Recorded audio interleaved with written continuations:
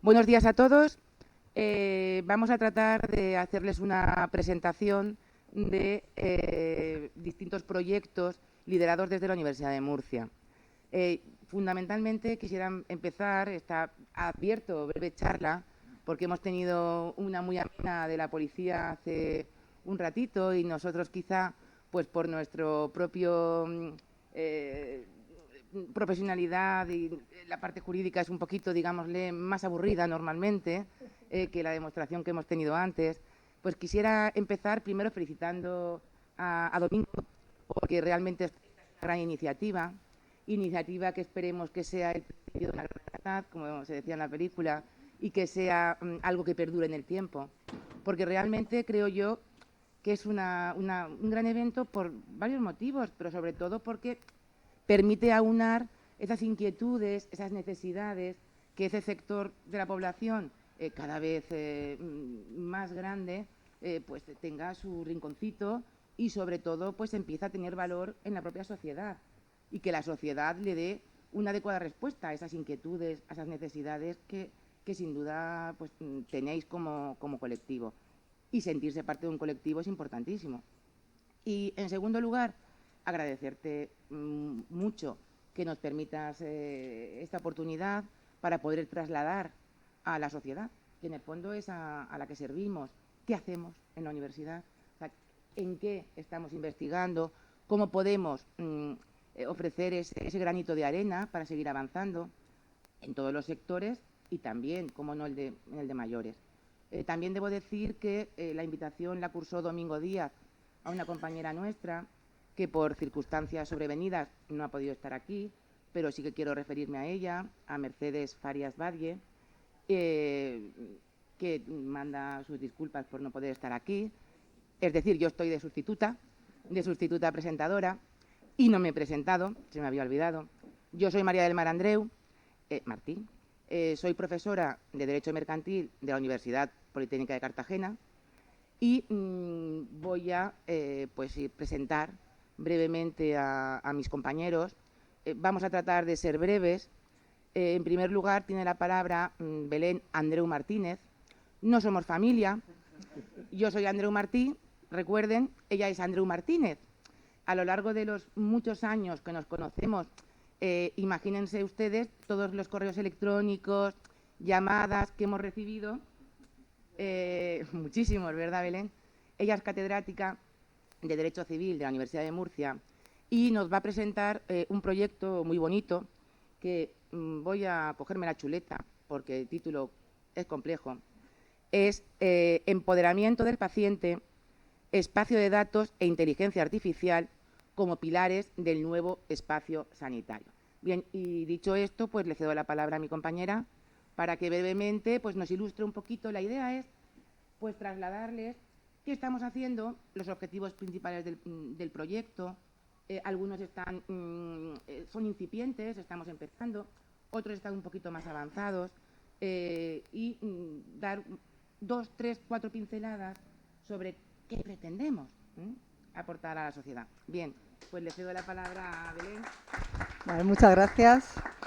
Yo voy a poner aquí, tenía una breve presentación que no sé si estará disponible o se habrá... Ay, vale, se ha ido para adelante. A ver... Vale, sí. Después de la charla de la policía que ha dejado el listón tan alto, vamos a ver cómo salimos airosos de esta. Bien, este es el proyecto, se llama EmpoderDat, porque habla, entre otros y principalmente, de empoderamiento y de datos. Bien, y pusimos esto porque habla también de inteligencia artificial y demás cosas, espacios de datos, pero para nosotros lo fundamental era el papel del ciudadano, o sea, dónde en el sistema de salud y en los nuevos tiempos que se vienen quedábamos nosotros como ciudadanos. Por eso le quisimos dar más importancia al empoderamiento que a la inteligencia artificial, que ahora también está muy de moda y que también trabajamos. ¿Bien? Es un proyecto financiado por la Fundación Seneca, de Agencia de Ciencia y Tecnología de la región de Murcia, en el que estamos pues, varios compañeros de la universidad. Bien, estos que os pongo aquí son compañeros del equipo de la Universidad de Murcia. Y luego también tenemos colaboradores bien del Servicio Murciano de Salud, Ministerio de Sanidad, de otras universidades, del CSIC y universidades extranjeras también. Es un equipo de colaboradores que nos ayudan con a abordar algunas de las cuestiones del proyecto. Bien, bien. En el proyecto, bueno, básicamente nosotros partimos de que, como ustedes saben, ahora mismo los datos lo son todo en cualquier ámbito. ¿Ven? Internet se ha metido en nuestras vidas, dejamos rastro por todos sitios y nuestra información ahora mismo es lo que mueve el mercado. ¿Bien? Eso lo saben. Y en el ámbito de la sanidad también. Eso también ha llegado al ámbito de la sanidad y ahora mismo los datos son pues una mina dentro de lo que es la sanidad. ¿Bien? Así que partiendo de eso, de un replanteamiento del valor de los datos que se está dando ya en el ámbito sanitario desde hace años, pues lo que nos planteamos es, tenemos grandes cantidades de información de salud generadas por los sistemas sanitarios y sistemas asistenciales, ¿vale? Esta información puede ser tratada mediante modernos sistemas de gestión de datos y ayudar a prevenir enfermedades. ¿Ven?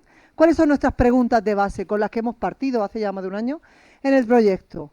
Si esto es así, si podemos tratar ya con Big Data, con inteligencia artificial, grandes cantidades de información, ¿es ético no hacerlo? No digo hacerlo, digo no hacerlo. La pregunta está ahí enrevesada. ¿Es lícito hacerlo legalmente? ¿Se puede hacer? ¿En qué situaciones y con qué requisitos? ¿Bien? ¿Los datos siguen siendo nuestros? Porque los datos que hay en el sistema sanitario los hemos generado nosotros como pacientes, ¿verdad? ¿Esos datos son nuestros? ¿De quién son? ¿Los puede utilizar el sistema sanitario porque sí, porque quiera? ¿Vale? ¿Qué valores? Bueno, ¿puedo controlar esa información que es mía? ¿Puedo decidir a dónde va? ¿Quién la puede utilizar? ¿Vale? ¿Qué valor tiene las ideas o los conceptos de bien común en todo esto? ¿Pintan algo el bien común? ¿Pinta algo el interés público? ¿La solidaridad? Y en el otro lado, ¿dónde queda mi autonomía? ¿Dónde queda mi poder de decisión? Ese es el marco del que partimos, ¿vale? Y, bueno, ya hemos avanzado un tiempo. Y a mí, bueno, me voy a centrar, como les he dicho, para nosotros lo importante es lo de empoderado, ¿vale? ¿Qué es para vosotros? ¿Se siente usted? O sea, ya les traslado las preguntas a ustedes, ¿no? Porque al final el proyecto va hacia la ciudadanía, por supuesto también va hacia digamos, los investigadores, la comunidad de investigadores, pero también hacia la ciudadanía. ¿Se siente usted empoderado en relación con su información sanitaria? ¿Qué significa esto de empoderado para ustedes? ¿Qué significa? En relación con la salud, con sus datos, con su información de salud. ¿Qué significaría para ustedes el sentirse? ¿Se sienten de verdad que en el sistema sanitario ustedes controlan su información? Nada. Ay, qué triste. No se sienten. ¿Y qué sería para ustedes estar empoderado en el ámbito sanitario? Acceder a tu propia información sin ninguna complicación. Lo puedes ver tú, puedo hacer con él lo que quieras. Bueno, en realidad la información que consta en la historia clínica, más informes, que se supone que son ya cosas que usted ya ha, digamos que ya ha visto en consulta con su médico y simplemente lo tiene disponible, no es información, porque hay además que estuve en un curso con gente que se dedica al ámbito de la genética y, por ejemplo, en el ámbito de la genética es muy importante el consejo genético. A uno le sueltan los resultados genéticos y se puede asustar de una cosa que si no entiende, a lo mejor un especialista dice, no, esto no tiene importancia. ¿Ven? Con lo cual, efectivamente, es muy importante el asesoramiento. ¿Ven? Que esa información sería interesante que se extrapolara a las demás comunidades autónomas, porque ahora mismo hay problemas saliendo de tu comunidad autónoma, a otra, que no tienen acceso a esa información. Efectivamente. Pues Pues fíjese usted que no solo la idea no es solo que me cambio de comunidad autónoma y no se quede perdida por ahí mi historia clínica, sino que si yo me voy a ir a Alemania, también lo voy a tener. O a Bélgica, o a Francia, en Europa. Efectivamente. Pues eso mismo es lo que ha pensado la Comisión Europea, que dijo, vamos a ver, ¿qué es esto de que tenemos libertad de movimiento de personas, capitales, datos? Pero lo cierto y verdad es que en España, más especialmente complicado, un sistema muy complicado, yo me voy de Murcia a Alicante y se ha perdido mi información. ¿En qué me voy a recuperarla? ¿Bien? Y la idea es precisamente esa. Se está poniendo en marcha un espacio europeo de datos de salud. ¿Bien? Y en realidad la propuesta viene de mayo de 2022 y está ya prácticamente aprobada. ¿vale? Claro, hay que ponerla en marcha, ¿ven? Pero bueno, el primer paso hay que darlo, porque antes había, y de hecho ya existe desde hace años, una red voluntaria, la eHealth Network, que está formada por, bueno, digamos, las autoridades sanitarias, en España el Ministerio de Sanidad, que está muy avanzada. De hecho ya, porque aunque no lo sepan, ahora mismo tenemos la historia clínica digital del Sistema Nacional de Salud. Ahí debe estar nuestra información relevante para que si yo me voy a otra comunidad autónoma la tengan. Pero es que ahora mismo esa también se puede exportar ya a Europa. Y de hecho la receta electrónica europea también está ya en marcha. Es decir, que me pueden... Lo que pasa es que, claro, no todos los países están ahora mismo en el sistema, pero España ya está emitiendo a aquellos países que ya reciben, que no son muchos todavía a nivel europeo, para que si yo tengo una receta en España me la puedan dispensar en otro país europeo. ¿Vale? Entonces cada uno dice, Alemania, si yo me conformo con que cuando me vaya a la Torre de la Horadada tenga, que está aquí al lado, pero que es Alicante, tenga la información, ¿no? Sí, pero no, aquí vamos a lo grande, todavía más, ¿no? Entonces, ya está puesto está a punto de aprobarse. Lo que se quiere es, ojo, capacitar a las personas para que asuman el control de sus datos, fomentar un mercado único de historiales médicos electrónicos, porque claro, el problema que tenemos ahora es que cada sistema sanitario tiene su tipo de historia clínica, entonces aquello no hay manera de que se comunique, ¿vale? Y luego, además también ofrecer un sistema fiable para reutilizar datos con fines de investigación e innovación, entre otros, ¿vale? Esos son los principales objetivos. Por lo tanto, me ha dicho, quiero acceder a mi información. Lógico, usted dice que yo me tengo que empoderar con mi información sanitaria, pues ¿cómo me lo va a hacer? Pues así. La ley ahora mismo, ese reglamento europeo, lo que dice es que los ciudadanos tenemos una serie de derechos en relación con nuestra información. Hay más, les he puesto algunos como los más relevantes. Acceso inmediato y electrónico a nuestros datos de salud. El sistema sanitario público y privado, ojo, esto va a todos, nos tiene que poner los datos nuestros a nuestra disposición, entrar y acceso inmediato. Pedir que lo transmitan a otros. No, deme la historia clínica que me lo voy a llevar. No, usted mis datos los cede a tal prestador de servicios. Aquí o en China no. Iba a decir en China no, en Europa. En China no se lo llevo yo. ¿Vale? Aquí o donde sea. En Francia o al hospital privado que sea. ¿Vale? Podemos introducir datos nosotros en nuestra historia clínica. ¿Esa que es nuestra? Podemos introducir datos que provienen ¿tienen alguna pulserita de esas? De esas que le toman las constantes y dice, ha dormido tanto tiempo, han dado 10.000 pasos, ahora que está tan de moda, lo de andar 10.000 pasos todos los días. Han dado 10.000, no sé cuántos, tiene tal presión, ¿vale? Pues todo eso incluso podríamos meterlo en la historia clínica. Puedo ocultar información que no quiero que vean, claro, a nuestro cuenta y riesgo, lógicamente, pero puedo ocultar información a los médicos, ¿vale? Puedo saber quién ha accedido a mi historia clínica.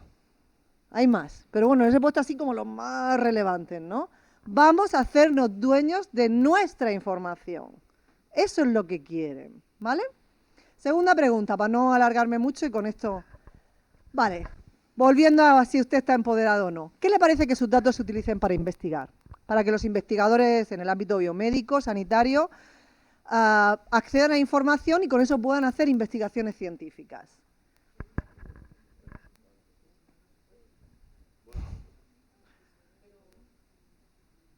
Con consentimiento. ¿Sin su consentimiento? No.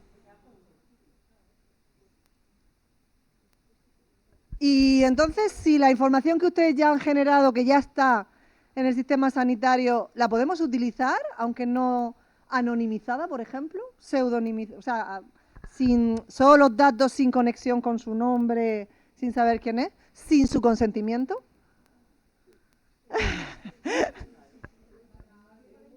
Claro, ahí ya están los detalles donde está, lógicamente, ¿vale? A priori uno dice, ¿cuándo nos hemos dado cuenta de esto? En el COVID. O sea, en el COVID nos hemos dado cuenta que teníamos unos sistemas sanitarios, ya lo sabíamos, ¿no? Pero nos lo han puesto así delante, que tenemos unos sistemas sanitarios que no se comunican, que cada uno utiliza historias clínicas, y cuando han querido recabar información para ponerla en común, para ver no sé qué, para ver qué estrategia sigues, te das cuenta que tienes un desastre. Y que además, si quieres una vacuna rápida, necesitas información rápida y ya. Y necesitas dar información a los investigadores. Y entonces ahora pues se ha planteado como otra de las necesidades, oye, ¿qué hacemos con los datos que ya tenemos? ¿Los podemos utilizar para investigar? Tenemos que pedir y lo más importante, ¿tenemos que pedir el consentimiento para eso? Solidaridad, bien público, interés público, ¿Dónde queda mi autonomía? ¿Puedo decidir si mi información va o no a la investigación? Es que esto ha sido, o sea, en realidad aquí está el meollo, si se fijan, ¿vale? Bueno, ya hay un acuerdo, de hecho es que esto está a punto de, no sé si habrá salido esta mañana, porque voy mirando a ver, pero esto está a punto de aprobarse, ¿vale? Han alcanzado ya un acuerdo, de hecho se votó en el Parlamento Europeo el 15 de, 20, bueno, segunda quincena de abril, no me acuerdo exactamente el día, ¿vale? Uno de los objetivos, además de que controlemos nuestra información, digamos, para fines asistenciales, es aumentar el potencial de la investigación, ¿vale? Creando entornos seguros de tratamiento. Y ojo, después de bueno, hay muchos tira y afloja entre distintos países europeos, al final, por presión de algunos países europeos, ojo que no de España, ¿vale? Han metido el derecho de no participar. Es decir, la posibilidad de que cuando esto se ponga en marcha, hay un plazo largo, 2030, o sea, esto, es decir, es de tal calado que de hecho a mí me parece hasta poco 2030, pero bueno.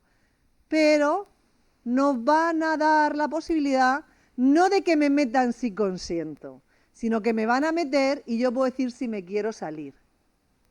¿Vale?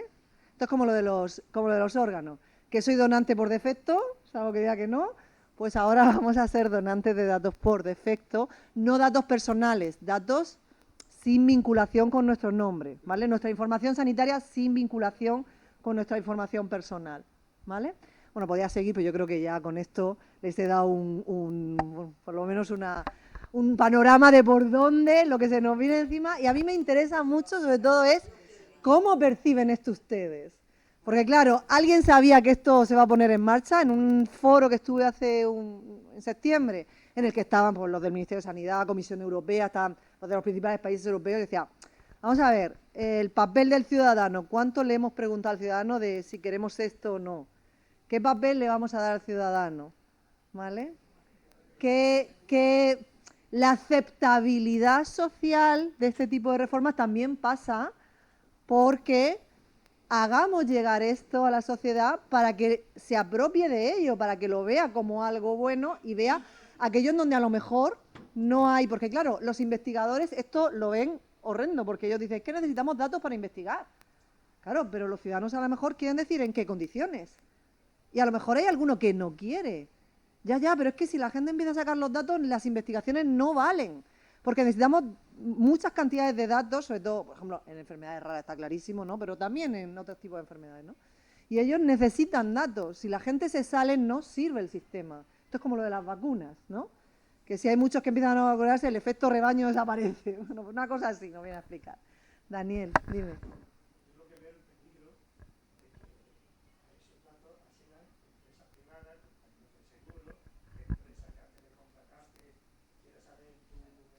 Muy buena pregunta, Daniel. Veo muchísimo peligro porque ya sabemos que lo del secreto de la migración, hemos visto el caso de Villarejo, hay cosas mucho más internas que tienen acceso. En principio, los datos van a estar, bueno, el acceso a los datos, lo que sí que es cierto es que el acceso a este sistema, que esto se llama uso secundario, ¿vale? El acceso a este sistema se hace en lo que se llama un entorno de tratamiento seguro, donde tú no puedes sacar datos, acceder a datos anonimizados o, como mucho, pseudonimizados, ¿vale? No son datos personales. Y luego, aparte de eso, pero sí que es cierto que esto no está reservado solo a investigadores de los sistemas públicos. Esto, en realidad, el permiso lo puede pedir cualquiera para el acceso a los datos, también empresas privadas. Pero hay fines que están prohibidos. Por ejemplo, para utilizar los datos en el ámbito de la contratación de seguros, contratación de créditos, por ejemplo, en el ámbito laboral, para la contratación o no. Es decir, hay más prohibiciones, pero hay una serie de prohibiciones para el marketing, para la publicidad, hay una serie de prohibiciones donde esto no se admitiría, ¿vale? O sea, no puedes solicitar y no se te va a dar un permiso de acceso cuando eres este tipo de compañía o, por ejemplo, para calcular primas, en función de no los datos personales, pero sí la información general poblacional que pueda salir, ¿vale? Pues hay poblaciones más de riesgo en estas zonas, pues subo las primas aquí. Es decir, para eso no se puede utilizar, porque efectivamente esto es para, digamos, finalidades que puedan beneficiar a la sociedad, pero yo no puedo poner a disposición una información para efectos que puedan perjudicar bien a la persona individual, bien la salud pública, bien la sociedad en general. Sí, pero eso también lo puedo hacer ahora. Quiero decir, ahora también se puede, ese riesgo siempre lo tenemos.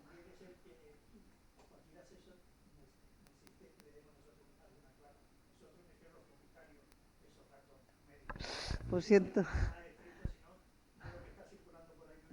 Bueno, no, estos no son historiales, o sea, se va a sacar información pseudonimizada y tú vas a tener acceso a datos en bloque, no de personas en concreto. Y no tienes acceso a las historias clínicas, son datos agregados, ¿eh? La investigación sí. En el ámbito I también tienes que dar tu consentimiento. Si tú vas a Alemania y dices, bueno, accede a mi historia clínica, tú tienes que consentir que el médico, a través de los sistemas que se van a poner en marcha a través de los ministerios de sanidad, ¿vale? Pues van a tener acceso a una fase de datos que va a pedir desde Alemania, o sea, acceso a España, tal, pero tú tienes que consentir eso. Es decir, no van a acceder porque sí, sino que tú vas a ir a la consulta, te piden el consentimiento para que efectivamente puedan acceder a tu historia clínica, acceden, no traen los datos, acceden a datos que no se los pueden traer para Alemania, por así decirlo. Aún así están en el espacio europeo, o sea, podrían llevárselo perfectamente, ¿vale? Pero no se va a hacer así. ¿Bien? Y yo creo que ya me callo. Bueno, muchas gracias.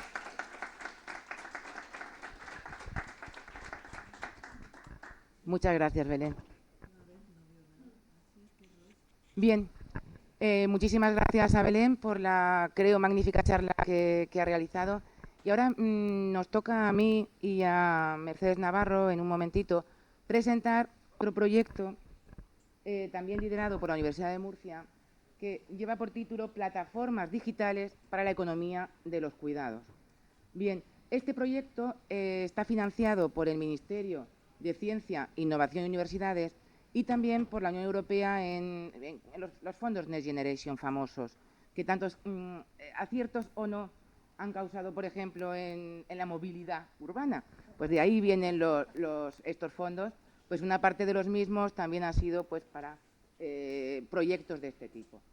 Las investigadoras principales son Mercedes Farias Badie y Rosalía Alfonso Sánchez, de la Universidad de Murcia, ambas del área de Derecho Mercantil, y se caracteriza por ser un equipo multidisciplinar. Bien, hay distintas, en Derecho Civil son 6 personas, todas de la Universidad de Murcia. En Derecho Mercantil somos 7, 5 de la Universidad de Murcia y 2 de la Universidad Política de Cartagena, entre las que yo me encuentro, como comentaba antes. Tenemos también Derecho Financiero y Tributario a la catedrática de Derecho Financiero Mercedes Navarro, que me va en un momentito va a hablar. En Derecho del Trabajo, 2 compañeras. En Derecho Administrativo, 4 compañeros. Y todos estos somos de la parte jurídica, pero hablar de lo que son cuidados, ahora veremos a qué nos referimos. Cuando hablamos de cuidados, no solamente nos tenemos que quedar en el filtro de lo jurídico, que si bien es muy importante, no es menos importante o más importante aún que eso lo aunemos con la ética. La ética en este campo es importantísima, esa mezcla entre lo jurídicamente correcto y lo éticamente correcto. Bien, y por eso en nuestro grupo de trabajo también contamos con la inestimable ayuda de un catedrático de la Universidad de Murcia de Filosofía Moral que nos aporta ese matiz importantísimo. Bien, ¿y cuál es el objetivo del proyecto? ¿Qué pretendemos con el proyecto? Pues lo que se pretende con el proyecto básicamente es aportar nuestro granito de arena a coadyuvar, a ayudar a lo que es la crisis social de los cuidados. Llegados a este punto, la primera pregunta es obvia. Y cuando hablamos de crisis social de los cuidados, ¿a qué nos estamos refiriendo? Nos referimos a un gran sector de la población que se encuentra de uno u otro modo en situación de dependencia. O sea, sé que sus necesidades, además, no están cubiertas de forma suficiente por los poderes públicos. No dan una respuesta suficiente. ¿Por qué? Porque nació esta crisis social de los cuidados? Factores, evidentemente, hay muchísimos, pero por destacar los más importantes. Uno, esto está claro, estamos en la primera feria senior de la región de Murcia, como decíamos antes. ¿Por qué? Porque el sector que va envejeciendo cada vez es mayor. Fíjense en los datos. Para el año 2050, que parece que no, pero está ahí, está muy cerquita, habrá un 31,4% de la población mayor de 65 años. Y el sector que se llama el envejecimiento del envejecimiento, que ojalá lleguemos todos, ¿a qué se considera envejecimiento del envejecimiento? A los que tienen más de 80 años. Pues aquí tenemos una representante y aparte guapísima y elegantísima.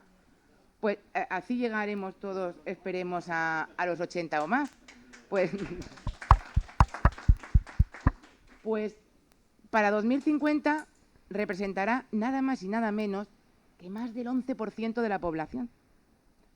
Este sector, no por el ejemplo probablemente de la señora que nos acompaña, pero normalmente a mayor envejecimiento también van surgiendo, vamos a llamarle cosillas, y van surgiendo pues problemas de dependencia de una u otra manera. Bien, con lo que hace falta dar una adecuada respuesta a esa situación de dependencia. Y no solamente estamos pensando en los mayores, los cuidados también abarcan, como no, a los niños, aunque tienen otra idiosincrasia, también a las personas dependientes por enfermedades, que pueden ser de 10, 15, 20, 30 años, de cualquier sector de edad. Y, además, por fortuna, por los avances médicos, hoy por hoy, enfermedades que antes suponían, pues en fin, voy a obviar, acabar la frase, hoy por hoy son enfermedades crónicas que motivan que se tenga una esperanza de vida mayor para muchísimas enfermedades, pero que también necesitan esos cuidados. ¿Y qué sucede? Esto lo sabemos todos, creo yo, ¿no? No estoy descubriendo la pólvora. Que nosotros necesitamos un nuevo modelo de cuidados. ¿Por qué? Porque los países mediterráneos, en los que por fortuna nos encontramos, España es un país mediterráneo, ¿por qué se caracterizaba? Se caracterizaba porque los mayores o las personas necesitadas de cuidados, ¿por quién eran cuidados? Valga la redundancia, por los hijos, la madre, la suegra, la nuera. Estoy hablando de mujeres, fijémonos, es lo primero que nos ha venido a la mente a todos, ¿cierto? Era un modelo familiarista, un modelo basado y con centro en la familia. La familia se ocupaba de esa persona que necesitaba cuidados. Pero ¿qué pasó?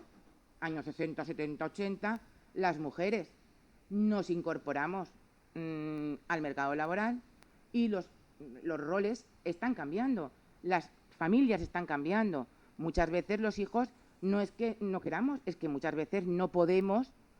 Además, estamos teniendo hijos, la generación sándwich, a edades mucho más tardías que se tenían antes, hace 40, 50 años, cuando una persona era mayor y había que cuidarla, los hijos ya estaban independizados, también económicamente, porque el dinero importa. No veo una respuesta clara, pero en la mente seguro que la tenemos. El dinero importa, para todo importa el dinero. En fin, no comentarios, no hacen falta, ¿verdad? No comentarios. Pues bien, de ese modelo familiarista se está pasando a otro. Las mujeres seguimos siendo las principales cuidadoras, pero se ha pasado de esa tía, hermana, hija que no se había casado, estamos pasando esa batuta a mujeres muchísimas veces extranjeras. Se está extranjerizando el tema de los cuidados, pero sigue en manos de las mujeres en un tanto por ciento, y permítanmelo, diría vergonzante. Más de un 90 y tantos % de las cuidadoras somos mujeres. Y eso sigue siendo así, es que sigue siendo así. Y además muchas veces en situaciones de una precariedad absoluta y es incluso a veces de estigmatización. Sueldos pequeños. ¿Por qué? porque en muchas ocasiones tampoco las familias tienen dinero para pagar más. ¿Y aquí a qué conclusión estamos llegando? A la insuficiencia de los poderes públicos para dar una adecuada respuesta a ese sector de la población que cada vez es más grande, al de los mayores y también a los dependientes que no son mayores, no nos olvidemos. Y ahí es necesario ese nuevo modelo de cuidados, que es donde nosotros queremos aportar nuestro granito de arena. De hecho, la importancia es tal que se está naciendo un sector económico dedicado única y exclusivamente a los cuidados. Bien, porque las familias ya no pueden prestar esos cuidados.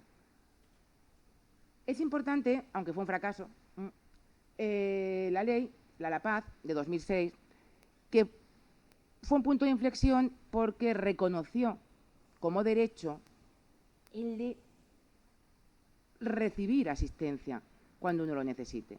Pero claro, volvemos otra vez a lo de poderoso caballero don dinero. Las leyes pueden proclamar, enunciar, etcétera, etcétera, etcétera. Pero si no van acompañadas de una adecuada financiación, ¿qué sucede? Pues que realmente ese objetivo que persiguen pues no se logra. Sin dinero, volvemos a la misma, es difícil avanzar, que es lo que le ha pasado a la LAPAZ. Un fracaso total.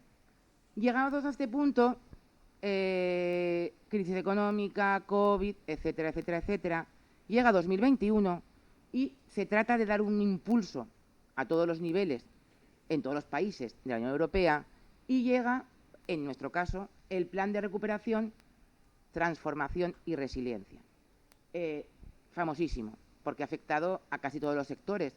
Nos ha inyectado muchísimos millones de euros para distintas facetas. Entre ellas, aquí tenemos, estos son los 4 principales ejes, no tengo tiempo de entrar en ellos, porque el que nos interesa es la política palanca. No sé quién le pone los nombres últimamente a las cosas. Esto se llama palanca. El por qué no me lo pregunten porque no lo sé. Imagino que para darle sensación de impulso. Debe ser eso.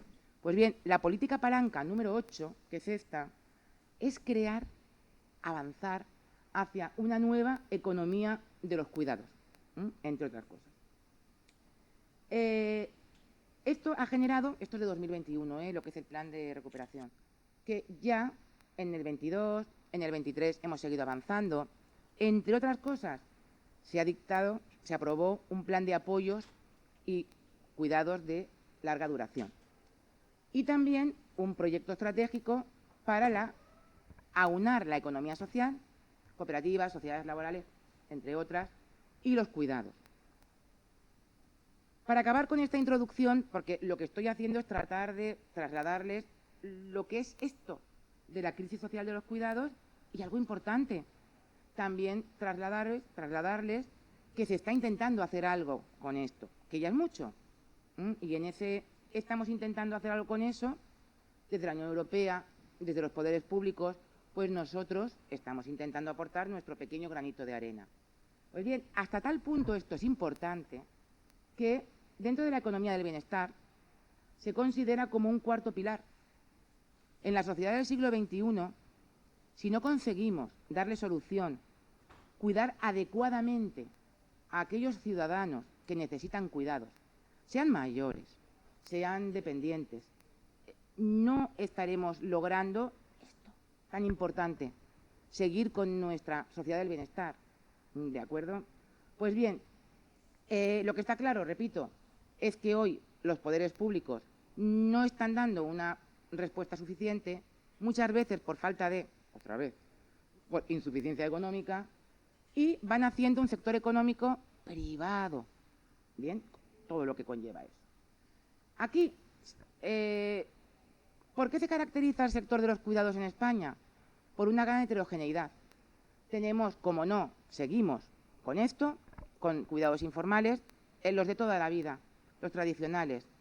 La hija que no trabaja, la nuera que no trabaja, es decir, en el ámbito puramente familiar.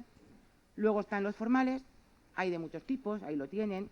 Cuidadores profesionales, que es un concepto nuevo que empezó con la LAPAZ, la ley de 2006, de la que antes hablaba. como no las residencias privadas, solo al alcance de algunos. Sí, pero es que...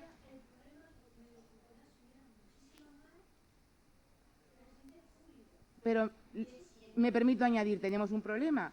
Las residencias públicas normalmente son públicas, pero están gestionadas por entidades privadas, con lo que sabemos todos, esto daría para un congreso entero.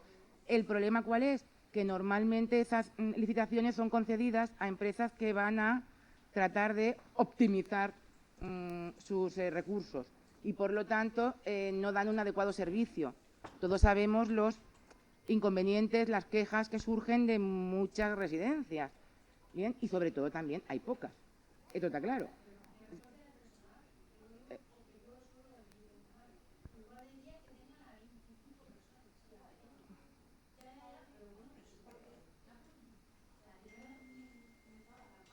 ¿Él? Sí. Vamos a ver. Quiero recordar que en la exposición de motivos sí, pero el problema es lo que he dicho antes. Esa ley, como tantas otras leyes en otros ámbitos, tú puedes proclamar e incluso establecer derechos, pero si no van acompañados de una adecuada financiación, se quedan en papel mojado. Están escritos negro sobre blanco, pero en la realidad no llega a quien tiene que llegar. Y eso es una realidad incuestionable. Pues es que estamos hablando de un sector en el que, si nos importa, bueno, no importa, dime.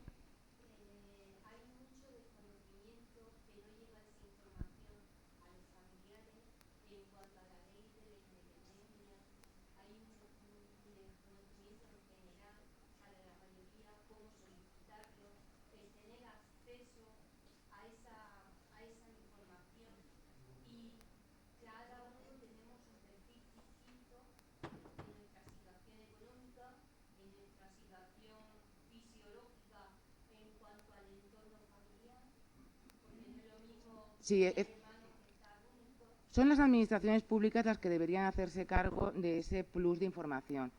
Normalmente el IMAS suele informar, pero asociaciones como, por ejemplo, las que es vicepresidente Domingo Díaz, precisamente en el ámbito, en este caso de los mayores, estoy segura que tiene una sección para informar.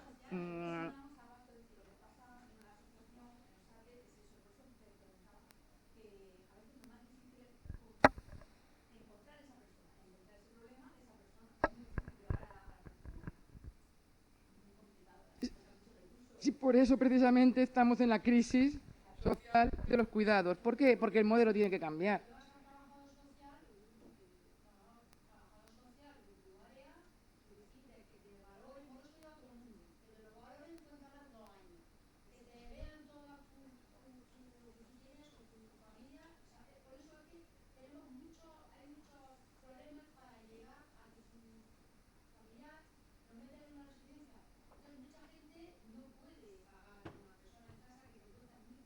Sí, efectivamente ese es un problema real.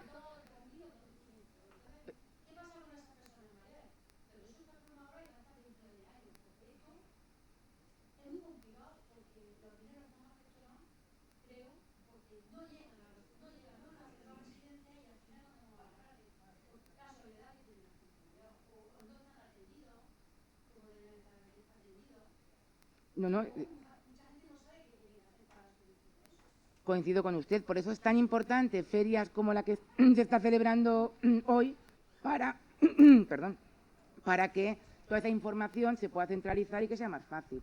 Que esto es un mundo complejísimo y es un laberinto, vamos, es que no reconocerlo sería mentir. Ya he dicho, la crisis social de los cuidados, ¿de dónde viene?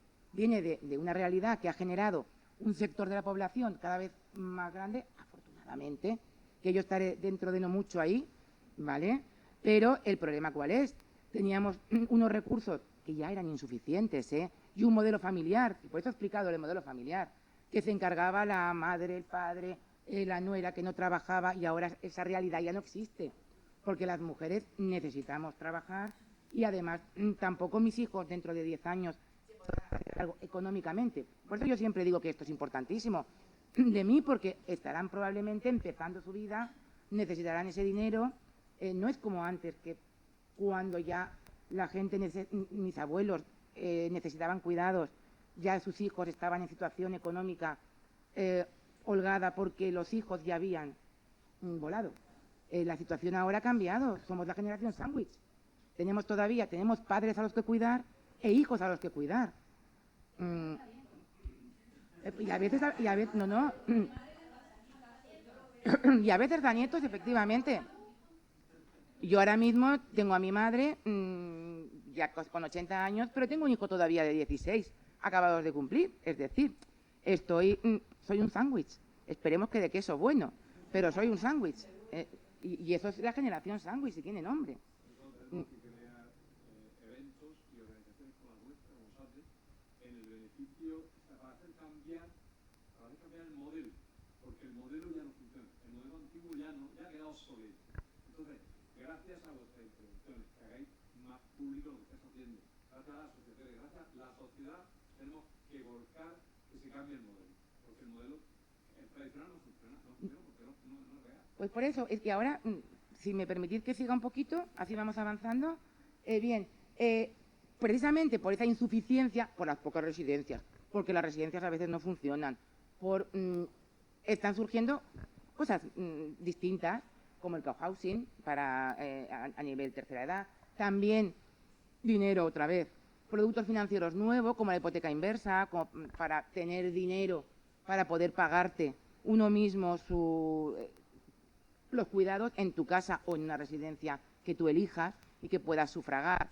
Pues bien, dentro de todo esto están surgiendo las plataformas digitales, que es donde va más enfocado nuestro proyecto, las plataformas digitales para la economía de los cuidados, que ya existen. Una plataforma digital ya es una plataforma de trabajo. Todos, imaginemos a Airbnb, que la pueden conocer casi todos, imagino, para buscar una residencia para irse de vacaciones, por ejemplo, o tantas otras. Bien, ¿en qué consisten? Pues sencillamente a través de una plataforma digital, ponen en contacto a los que prestan un servicio, me da igual que sea de comida a domicilio, como de cuidados en este caso, luego matizar esto que estoy diciendo. Ponen en contacto a los que necesitan un servicio, los usuarios, tengo hambre, quiero cenar y no quiero hacer la cena, o necesito que me limpien la casa, o necesito que estén con mi madre si está en mi casa o la cuido yo 5 días porque me quiero ir de vacaciones. O, lo que suele ser más habitual y cada vez más, un cuidado a largo plazo, de largo tiempo. Necesito encontrar una persona que me cuide a mis mayores o a mis dependientes. Bien, ahí estamos. Estos son las tres partes intervinientes. Hoy por hoy, la mayor parte de las plataformas que ya existen, aquí tenéis algunos ejemplos, están aquí, bien, actúan como meras intermediarias. Intermediarias en el sentido de que ponen en contacto a la gente que necesita cuidados con luego lo corregiré, los cuidadores. Bien, si nos vamos para atrás, es muy importante tener en cuenta que, aunque yo he puesto de ejemplo, para que todos nos centremos en nuestra cabeza, porque es algo muy habitual, pedir 2 pizzas para cenar a través de una plataforma digital. Pedir 2 pizzas para cenar es una prestación que se produce en un momento. A mí me traen la pizza, yo me la como, me puedo quejar o no de que tenga más o menos queso, pero ya está, se ha acabado, no tiene mayor trascendencia. Pero cuando yo lo que pretendo es buscar a una persona que vaya a prestarme su ayuda, porque yo soy la mayor que necesita cuidados, o soy la hija, supuesto muy habitual, y que también tiene problemas desde el punto de vista jurídico para prestar el consentimiento, pero ese tema que llevan los compañeros de civil no podemos entrar en con tanta minuciosidad, nos estaríamos aquí hablando hasta mañana por la mañana. Bien, tiene muchas peculiaridades, no es lo mismo, es una plataforma de trabajo muy singular. ¿Y por qué es muy singular? Por 2 cosas. Uno, porque se realiza por una plataforma digital en la que tenemos que cumplir una serie de requisitos del reglamento, se conoce como Ley de Inteligencia Artificial, que se ha aprobado recientemente por la Unión Europea y que cataloga a estas plataformas como de alto riesgo, porque lo son. No solamente porque son de prestación de trabajo, sino también porque son de cuidados, afectan a la salud, ¿vale? Y hay muchísimos requisitos que cumplir. En segundo lugar, e importantísimo, los cuidados no es traer una pizza o buscar un transporte para irme al aeropuerto de Alicante. Los cuidados conllevan unas peculiaridades, y peculiaridades tanto en los usuarios, en las personas que necesitan cuidados, como en las cuidadoras. Porque, como decía antes, el 90 y tantos % siguen siendo mujeres, y hoy por hoy en España la gran mayoría extranjeras, con lo que aumenta esa precarización. Son gente con un bajo nivel educativo, con normalmente falta de integración en el país en el que se ubican, bien, y que además no se invierte en ellas para que puedan seguir aumentando su nivel de profesionalización, que suele ser bastante ínfimo. Respecto a los usuarios, ¿qué decir? Si estamos hablando de cuidados, son personas con una especial vulnerabilidad y que en ocasiones son, además, discapacitados. Y para ellos no se trata de comer una pizza, no. Se trata de algo que es esencial para su propia para su propia vida y para su propia dignidad. Ahí entra la ética. No es la prestación de cualquier cosa, de cualquier servicio. Es algo que va más allá. Va más allá de lo jurídico. Ahí entra la ética. Tenemos que conseguir que esos cuidados se presten de forma adecuada, por supuesto, y digna. Bien, pues en este panorama, hoy por hoy, la mayor parte de empresas que funcionan actúan solo y exclusivamente como intermediarias. O sea, no se involucran en la prestación del servicio. Sencillamente se limitan a poner en contacto a la persona que necesita cuidados con X persona.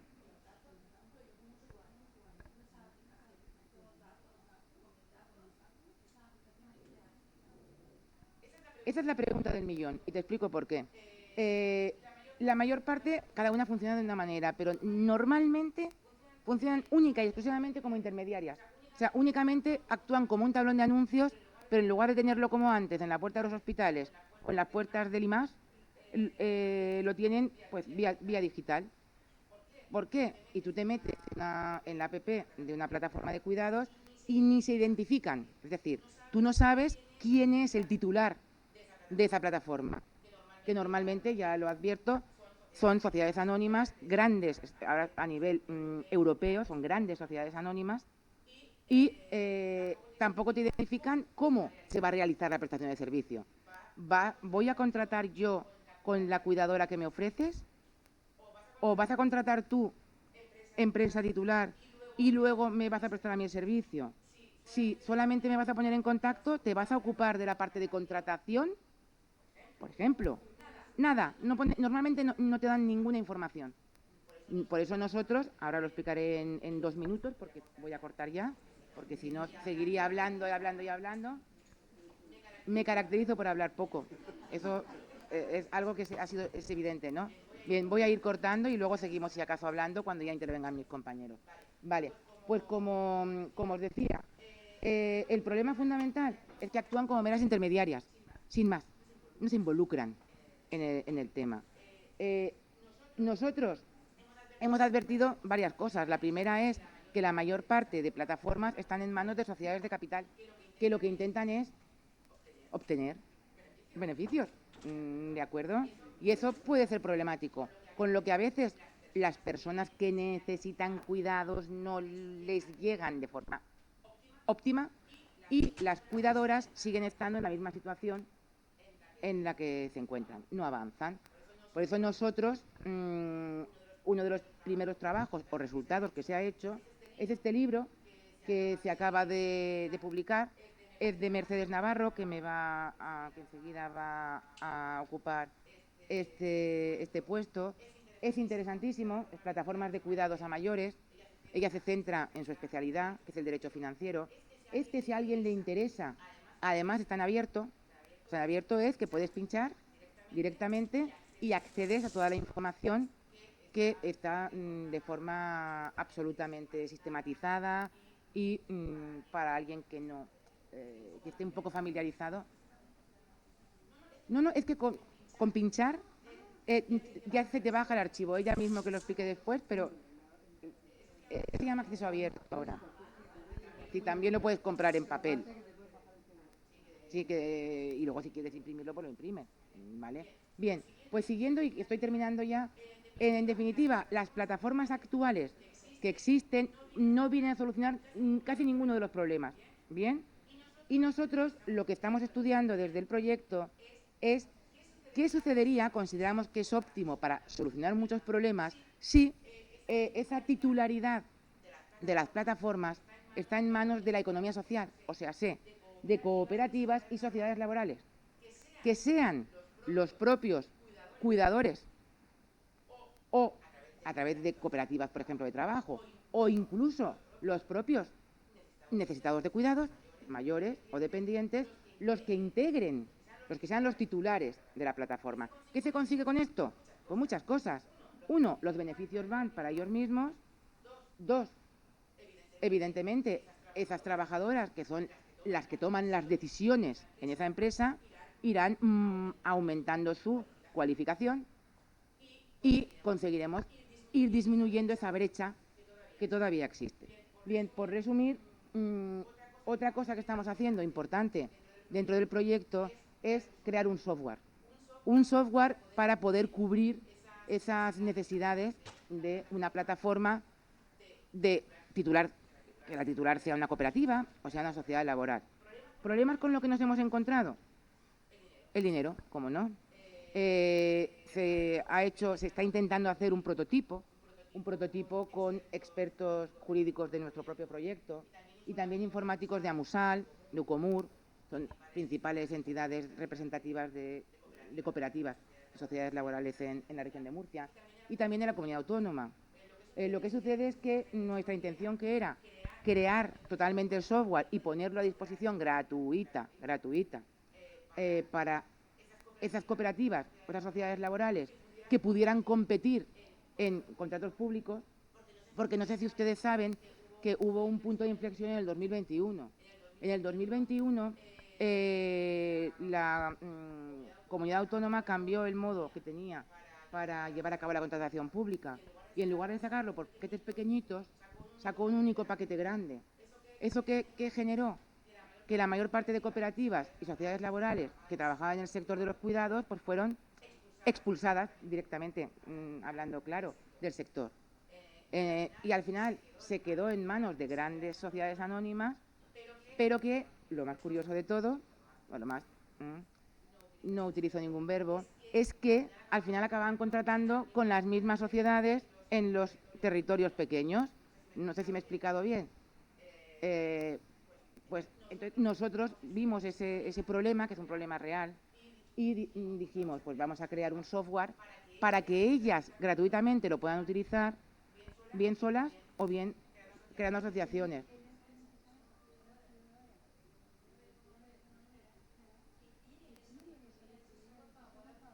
Estamos en ello todavía, efectivamente.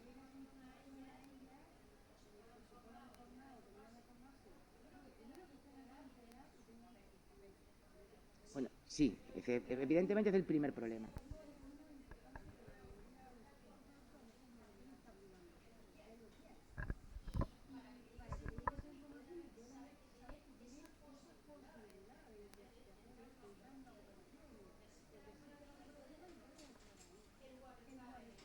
Tiene usted toda la razón, pero vamos paso por paso. En ello estamos, por eso estamos aquí, para tratar de difundir todo lo posible este proyecto, que es un tema difícil.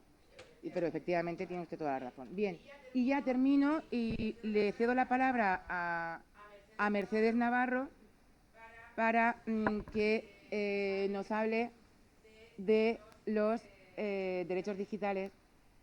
Es una charla que les va a encantar y aparte muy práctica por las fechas que nos encontramos y los meses. Sí, porque yo no vengo aquí a hablar de mi libro. Ya he hablado yo de tu libro y mi colega. Vamos a ver. No, el libro.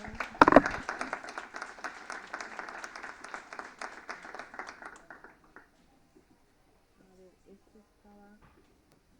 Perdónenme porque yo soy la brecha digital toda yo.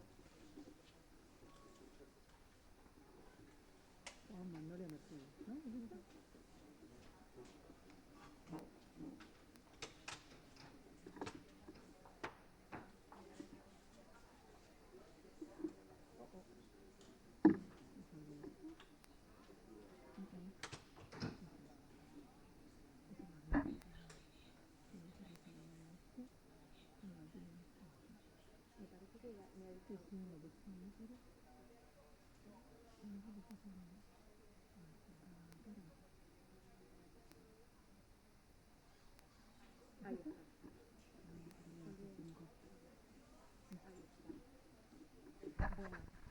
pues en primer lugar, decirles que es un placer compartir la mañana con ustedes si me permiten. Pues como somos todos amigos, todos ciudadanos, estamos en el mismo barco y voy a hablar de contribuyentes, como he dicho, no. Vamos a ver, el libro es de plataformas y afecta a las empresas y es muy técnico. Yo estoy aquí para hablar de ciudadanos, de contribuyentes, porque ustedes son contribuyentes netos como yo. Y una de las cosas que me preocupa en este momento ya no es la complejidad del sistema tributario, la cantidad de impuestos que tenemos y todo lo que tenemos que pagar. Vamos, aquí en la diapositiva, pues nuestros problemas con las haciendas públicas no solo es que tenemos que pagar impuestos, la mordida, la injerencia en nuestro patrimonio, porque somos ciudadanos en un sistema democrático avanzado y sabemos que un sistema tributario justo pues, es un instrumento de solidaridad, de redistribución de la riqueza y que puede aportar. Otra cosa es si el modelo que tenemos realmente cumple esa función o no, y es uno de los problemas que tenemos a nivel tributario. Como les he dicho, vengo a hablar de ciudadanos, y el mayor de nuestros problemas no es que tengamos que pagar los impuestos, es que tenemos problemas con Hacienda. ¿Cómo entendernos con las administraciones? En concreto, con la revolución que se ha producido y con lo que son las administraciones digitales. La Hacienda Pública Española, la agencia tributaria, es una de las más potentes tecnológicamente. Y la verdad es que es muy desequilibrada la relación que se produce entre esa administración tan tecnológica y nosotros, los ciudadanos, que tenemos que relacionarnos con un móvil o con un ordenador. Y si tenemos problemas en casa, no tenemos a un equipo informático que viene a ayudarnos. Entonces, el tema de los cuidados pues es muy importante en la faceta que ha comentado mi compañera, pero cuidados, apoyo, también lo necesitamos para entendernos en este momento con las administraciones digitales. Vamos a ver, les he dicho que soy la brecha digital y ¿cómo tengo que darle? ¡Ah, fantástico! Bueno, pues cómo empieza mi historia, e intentaré ser muy breve por esto, porque les propongo simplemente una experiencia como ciudadanos. Durante el cierre de la pandemia fue cuando se produjo el gran momento de las administraciones y las nuestras estaban muy preparadas porque tenían la tecnología. Desde la OCDE pues se hace un recorrido y nos dicen qué pasó en ese periodo en el que se paró toda la economía, toda la sociedad. Lo que pasó es que cayeron las rentas, cayó la riqueza de los ciudadanos y curiosamente lo que pasó en la recaudación es que las haciendas públicas no perdieron, ganaron recaudación, todo siguió funcionando, se desarrolló la campaña de declaración de la renta. En este momento estamos en campaña de declaración de la renta, pues aquello funcionó y lo que experimentaron las haciendas y en concreto la nuestra fue más recaudación. Y los porcentajes y las cifras que se dan es que en ese momento se cerraron todas las administraciones y lo único que teníamos es el móvil o el ordenador, la conexión, la relación digital. Se incrementó esa relación digital y el contacto a través de esos medios, de esos dispositivos. Y estas son las cifras. Bueno, a mí no me gusta mucho la estadística y estos datos porque está todo sesgado y demás, pero bueno, nos da una cierta idea. Fijaos que dice que la presencia física disminuyó un 55% y los contactos aumentaron un 33%. Eso es a nivel de la media en los países de la OCDE que se utilizaron en esta encuesta, pero en España, si recordáis aquella época, los porcentajes en España fue cierre total de las administraciones. El contacto, vamos, lo del 33%, no, España fue un cierre absoluto y nuestro contacto era totalmente digital. Bueno, también durante esa época, pues lo que nos encontramos es los inconvenientes de la tecnología, que nos la habían pintado muy bien y realmente es muy cómoda porque yo entro en la página de agencia tributaria y está todo ahí, está todo. Entonces, el problema es cuando tienes un problemilla de conexión y aquello se complica. ¿Qué ha pasado? Pues entre los inconvenientes que hemos detectado es que los ciudadanos nos hemos convertido en datos. Y la administración lo que está haciendo es acopio de datos, de gran cantidad de datos. Vamos, conocen absolutamente con detalle toda nuestra vida. Y ahora mismo que estamos pagando con tarjeta, o sea, todo lo que hacemos son datos, todo interesa, todo tiene trascendencia tributaria. ¿Qué más problemas hemos detectado? Que las sedes electrónicas, bueno, en España no tenemos una única hacienda, sino que tenemos 3 haciendas. Bueno, 3 haciendas, digo, vamos a ver, en las comunidades autónomas, cada comunidad autónoma la suya, cada ayuntamiento la suya. Cada uno tiene su sede electrónica, su página web y cada uno hecho diferencial, porque quieren que la suya sea diferente a las demás, con lo cual todos nosotros tenemos que adaptarnos a la tecnología que nos ponen. Entonces, el hecho diferencial y el principio de autoorganización para nosotros se ha convertido en un problema, porque tenemos todos que adaptarnos al escenario que nos propone cada una de esas administraciones. En segundo lugar, la cantidad de trámites digitales que tenemos. Cuando nosotros entramos en la administración, funcionamos, la comunicación es, nuestros escritos tienen que pasar por un registro, podemos presentarlos en papel, se digitaliza y ya todo el proceso de la administración es electrónico. Entonces tenemos el registro, que es la entrada, y tenemos las notificaciones, que son las cartas de Hacienda que nos llegan. Entonces, todos esos trámites son muy complicados y en ese escenario de muchas administraciones con las que tenemos que establecer relación. Y luego nos ha aparecido la cita previa, las llamadas estas automatizadas, que estás ahí con el teléfono y aquello no tiene fin, no encuentras nunca una voz humana detrás de esa llamada telefónica. Bueno, presentación de documentos que ya hemos presentado. Oiga usted, no tiene tanta tecnología porque usted tengo que presentar 1000 veces los mismos datos, por favor. Entonces, vemos que realmente la carga que sufrimos los ciudadanos ya no solo es pagar los impuestos, es tener que relacionarnos con las administraciones. Entonces, vemos que la tecnología pues tiene cosas buenas y cosas malas. Y yo os digo, en primer lugar, es un placer estar aquí porque reconozco todo el trabajo y todo lo valioso que se ha hecho en estos años para conseguir nuestro nivel de bienestar. Sois una generación privilegiada porque sois analógica. Las nuevas generaciones no tienen ese referente, no lo tienen. Si tenemos un estado de bienestar y lo estamos disfrutando mi generación, es por el esfuerzo y por todo lo que habéis hecho sin ser conscientes de ello. Considero que es muy importante y muy valiosa la labor que se está haciendo por parte de este colectivo de mayores, porque el gran legado que dejáis nos tiene que servir para que la tecnología sea útil para todos. Entonces, es muy importante que vosotros, que sois analógicos y que habéis construido el estado del bienestar, nos ayudéis a que el mundo digital sea bueno, lleve lo mejor de este estado de bienestar que estamos disfrutando en este momento presente. No sé cuánto nos durará, pero nos corresponde a todos pues intentar mejorarlo y llevarlo al espacio digital. Bueno, yo no me quiero extender mucho porque, como he dicho, pues en esa relación, en esa comunicación que vamos a establecer a través de los medios digitales, pues están esos 2 canales, el registro y las notificaciones electrónicas. Si entráis en la página de la agencia tributaria, nada más empezar, en el centro está el registro, que es donde van todos nuestros escritos y notificaciones. Bueno, pues ¿cómo afecta esa relación electrónica a nuestros derechos? Nuestra responsabilidad y nuestra oportunidad es conseguir que sea neutral, que no perdamos derechos. Si podemos mejorarlos, fantástico. Tenemos que hacer que la tecnología sea útil para nosotros. En este momento, la Ley de Procedimiento Administrativo Común, que establece la administración electrónica, reconoce a los ciudadanos, personas físicas, derecho a elegir el medio con el que quieran entenderse con las administraciones. Derecho a elegir. O sea, yo me puedo elegir en papel o puedo hacerlo electrónicamente entrando en el registro o cogiendo mis notificaciones. Entonces, esto es un derecho que tenemos.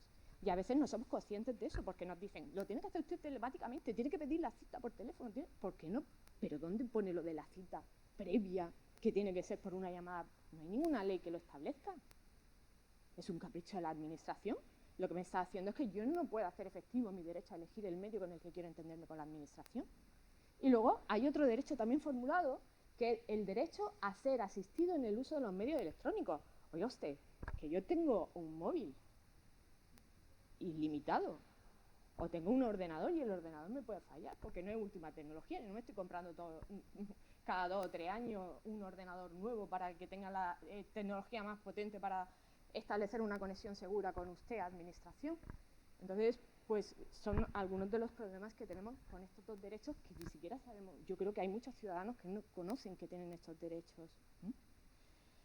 Más cosas. Bueno, pues en concreto, en relación con la campaña de renta, y puesto que estamos a ella, pues se me había ocurrido esta experiencia. No sé si han presentado ya la declaración o la tendrán pendiente y demás, pero es un caso en el que la voz del colectivo mayores ha sido muy potente. Y lo que nos hemos encontrado es que desde 2018 la agencia tributaria decidió poner una obligación genérica de presentación telemática, con lo cual es una excepción a ese derecho a elegir el medio con el que queremos relacionarnos con la administración. Esto llegó al Tribunal Supremo y el Tribunal Supremo dijo eso, que el uso de los medios es un derecho de los contribuyentes, que pueden elegirlo, pero no es una obligación. Bueno, pues, ¿qué es lo que ha pasado?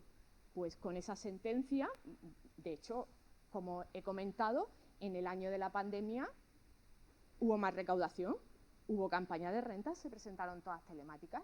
La agencia tributaria dice, pues sí, no hay problema. O sea, yo puedo poner una obligación de carácter general y todo el mundo presenta su declaración de la renta y no hay ningún problema. ¿Qué es lo que ha hecho? Pues ante este pronunciamiento del Tribunal Supremo, lo que se ha hecho es introducir un precepto en la ley del impuesto sobre la renta que establece que existe una obligación general de presentación telemática y que se asegurará la atención personalizada a los ciudadanos que la necesiten. ¿Vale? ¿Qué es lo que ha hecho? ¿Qué es atención personalizada? Pues, de momento, pues lo que ha anunciado la agencia tributaria es que ha hecho un manualillo, no sé si habéis visto, si conocéis este manualillo específico para los mayores, para presentar la declaración.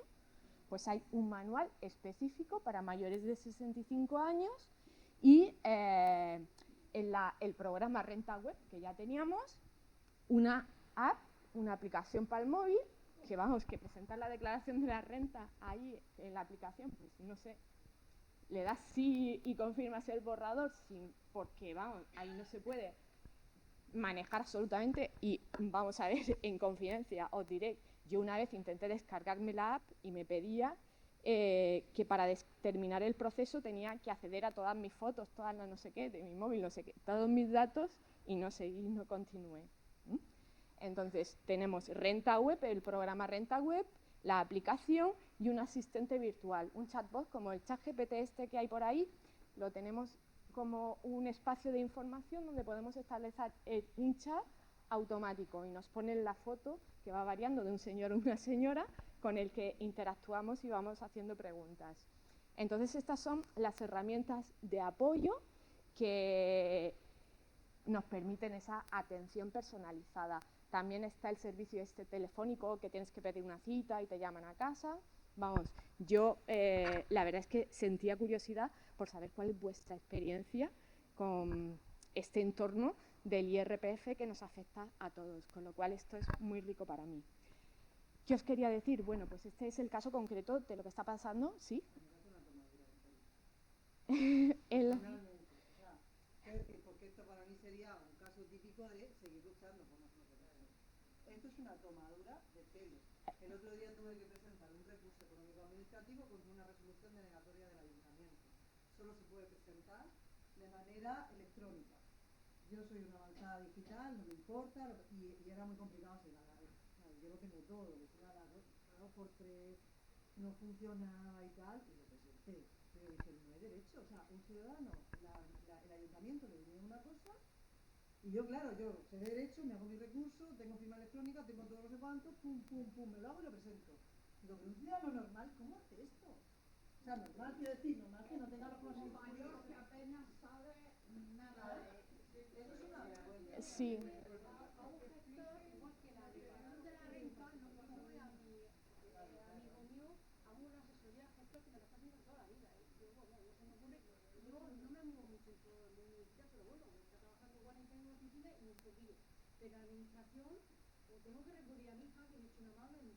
Claro, cuidados, o sea, apoyo, voluntariado fiscal. Hay un voluntariado fiscal que no se ve.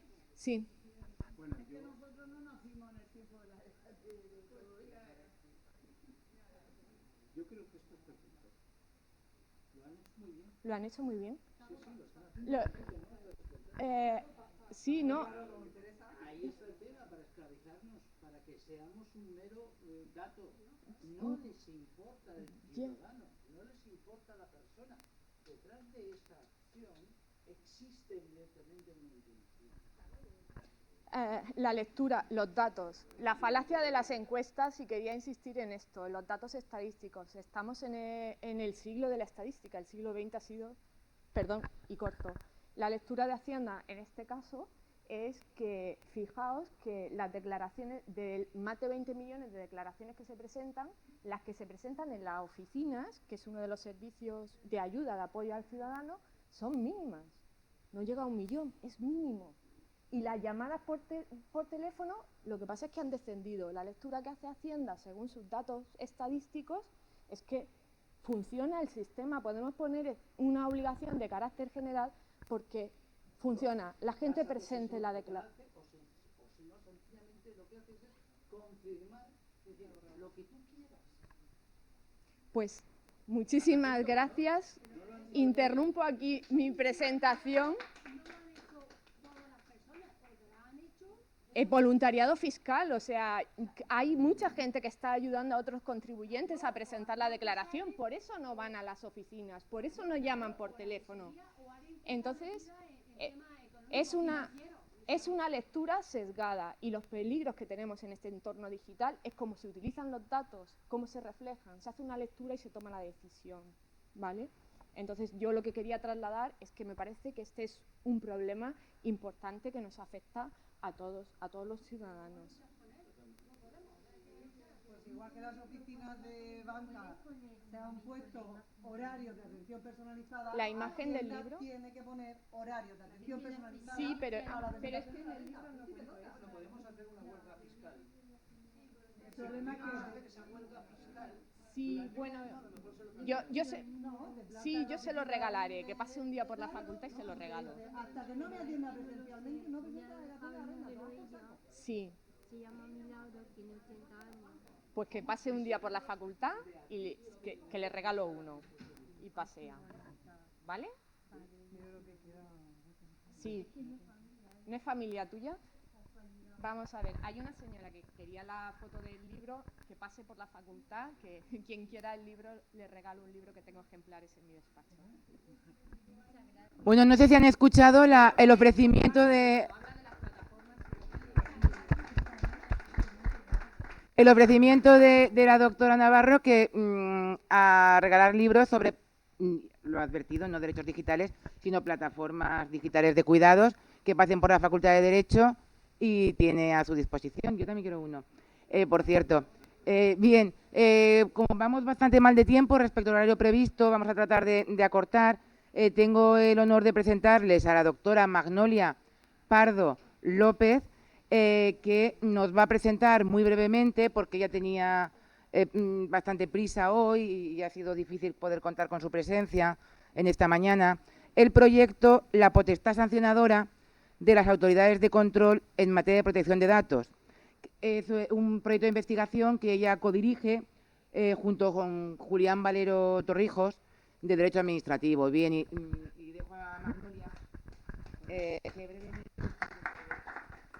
Muchísimas gracias, Mara, y muchísimas gracias a todos ustedes, porque aquí siguen resistiendo, pese a la hora que es, teniendo en cuenta que el tiempo se nos ha echado encima y que además la presencia de mi proyecto hoy aquí es realmente tangencial. Voy a ser muy breve. Voy a presentar el proyecto porque es casi obligado y porque el Ministerio, ya que financia cierto tipo de investigaciones, pues agradece enormemente que la ciudadanía sea consciente de en qué se gasta el dinero bien gastado, aunque a veces esto no se ve tanto como otras cosas.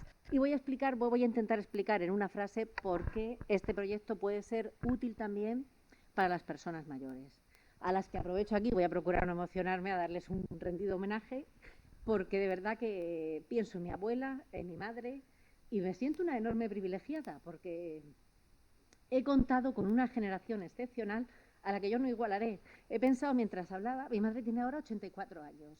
Cuando tenía 70 cuidaba de mi abuela nonagenaria y de mis hijas. Entonces, en fin, sencillamente no estoy a la altura. Bueno, dicho esto, este es nuestro proyecto. Vamos a ver, perdón, ya no sé, un poco tecnológica estoy yo. Lo financia el Ministerio de Ciencia, Innovación y Universidades. Y bueno, lo que pretende este proyecto es, sobre todo, generación de conocimiento. Y efectivamente, además, tiene un contenido profundamente técnico en el que hemos tenido mucha suerte porque en otros proyectos no nos han concedido lo que antiguamente se llamaba un becario, es decir, personal investigador en formación predoctoral que está orientado a realizar la tesis doctoral, y en este proyecto sí que lo hemos conseguido. Los directores del proyecto, los investigadores principales son sobre todo el profesor Julián Valero Torrijos, catedrático de Derecho Administrativo, que es el alma mater del proyecto, y yo, que bueno, pues tengo la suerte de colaborar con él como investigadora principal, pero que vamos, que mi tarea aquí es más de coordinación de actividades que de otras cosas. Tenemos también un equipo excelente de profesores, algunos de otras universidades, como pueden ver aquí, de la Universidad de las Islas Baleares, de la Universidad Politécnica de Valencia, Santiago de Compostela, un buen número de profesores de la Universidad de Murcia. Y lo mejor de este grupo de profesores es que, bueno, además de llevar ya muchos años trabajando en materias relacionadas con protección de datos y nuevas tecnologías, somos, además de compañeros de trabajo, amigos, y la verdad es que las dinámicas que se forjan entre nosotros trabajando, pues siempre por esta conexión, además de profesional personal, pues suelen ser siempre reforzadas. Esto es bueno, aquí he puesto con más detalle, pero básicamente, ¿por qué he incluido a estos miembros? Bueno, pues es para que vean también que a veces en la Universidad de Murcia, que parece que somos una región pequeña y poco importante en el plano nacional, pues no, nada de eso. Todos estos profesores que proceden de universidades como la Universidad de Bolonia, Dublín o Braga en Portugal, París y Namur en Bélgica, colaboran con nosotros en este proyecto. O sea, que es un proyecto que tiene una dimensión internacional importante porque lo que pretende hacer también es un análisis de derecho comparado. Bueno, y dicho esto, que esto era la presentación del proyecto y necesitaba más un poco así, bueno, voy a dejar la foto esta del casino, que por lo menos anima así el fondo del escenario. ¿De qué trata nuestro proyecto? Bueno, pues si yo empezase aquí a reproducir los argumentos técnicos con los que conseguimos convencer al Ministerio para que financiase esta investigación, yo igualaba en menos de 2 minutos el efecto de las gafas de cansancio o intoxicación etílica profunda que ha presentado la policía local. Les garantizo el más profundo de los sueños en menos de 1 minuto. Porque si yo empiezo a hablar de la posibilidad de que se vulnere el principio de non bis in idem por la tipificación de las conductas realizadas o de si se respeta o no el principio de personalidad de la sanción, automáticamente todo el mundo desconecta y, encima, teniendo en cuenta la hora que es, se va. ¿Por qué es importante el proyecto? Bueno, pues porque el derecho tiene un lado feo, un lado realmente feo, con el que nadie quiere topar, que es lo que se conoce como derecho sancionador en general. Está el hermano mayor del derecho sancionador, el derecho penal, que es el más grave, el más intenso, es lo que los juristas llamamos la última ratio, el último recurso, que tiene una ventaja, y es que como es un derecho, aparte de muy antiguo y con una larga tradición, profundamente invasivo de los derechos de los ciudadanos, pues cuenta con todo un acervo doctrinal a sus espaldas que tiene muy bien delimitados una serie de principios e instituciones. El derecho administrativo sancionador es el hermano pequeño del derecho penal. Imita, bebe de él, no es totalmente coincidente, pero no se le ha prestado la misma atención. Y es un error porque a veces la Administración puede imponer sanciones elevadísimas, más incluso que en el ámbito penal. Aquí hemos estado hablando, mis compañeros lo han hecho, de protección de datos sanitarios, de todo tipo de datos. Es verdad que se ha focalizado mucho en el tema salud, vulnerabilidad, cuidados. ¿Y bien, qué pasa con esos datos? Bueno, pues esos datos son útiles, deben ser utilizados de la forma que el derecho establece, porque el potencial que tienen es infinito, pero evidentemente eso también tiene un riesgo, y es que esa utilización de los datos por parte de quienes lo que quieren es no beneficiar a la sociedad o al titular de los datos, sino todo lo contrario, abusar de él mediante conductas que son claramente infractoras, pueden producir un perjuicio enorme en el titular de esos datos. ¿A qué nos dedicamos nosotros? A ver la reacción del ordenamiento y a conseguir que esa reacción sea lo más perfecta posible desde el punto de vista técnico.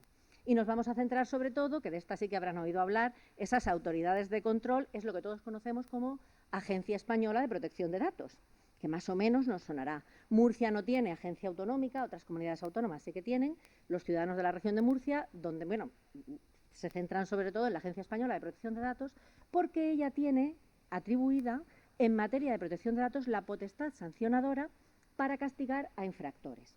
Los mayores, afortunadamente, que son gente responsable, no suelen, pudiera ocurrir a lo mejor por desconocimiento, que cometieran alguna infracción. Y en este sentido, pues también es interesante a lo mejor informarles de cómo deben ser cautos para no cometer ellos infracciones. Pero repito, no es esa la parte que más me preocupa a mí personalmente con los mayores.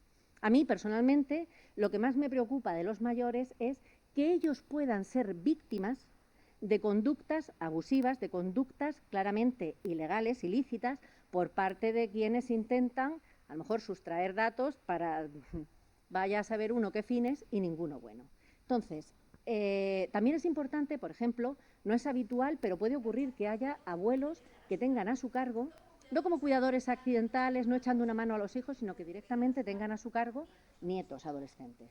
Bueno, pues deberían saber que porque la ley así lo ha querido, y ahí es donde nosotros vamos a ver si realmente respeta o no el principio de personalidad de la sanción, que los abuelos pueden acabar siendo responsables de los desmanes que en materia de protección de datos cometan sus nietos. Ha pasado con un padre a finales del año 2023 que lo han sancionado, la Agencia Española de Protección de Datos, a una multa nada más y nada menos que de 20.000 euros por la broma de su hijo de 13 años creando un perfil falso con la intención de humillar a un compañero de clase. La broma del niño de 13 años al padre le ha salido carísima.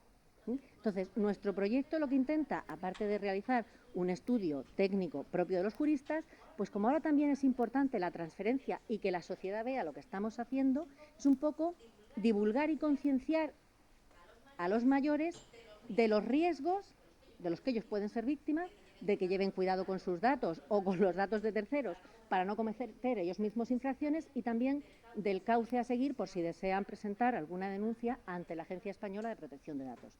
Porque suele ocurrir que en protección de datos, además de ser uno el denunciante del ilícito que se ha cometido, es también el perjudicado. Y cuando hablamos de datos personales, que parece que es un derecho muy frío, dice uno, bueno, ¿a mí qué más me da mis datos? Ojo, porque los datos personales a veces arrastran a otros derechos fundamentales que ya sí que nos afectan más. La intimidad, el honor, la libertad ideológica, la libertad religiosa, la libertad sindical. Nunca se sabe qué es lo que puede haber pasado en cada caso concreto, pero lo cierto es que a mí esto me recuerda cuando Julia Otero hablaba de las cerezas. Digo, pues mira, con los datos personales pasa lo mismo. Empieza uno lesionando un derecho fundamental que parece un poco hasta sintético y puede, sin embargo, acabar causando grandes perjuicios. Y bueno, yo con esto voy a cerrar ya mi presentación porque queda un compañero más. Si alguien tiene una pregunta, yo no sé si que primero intervenga Juan Antonio y luego... bueno, Belén tiene una pregunta.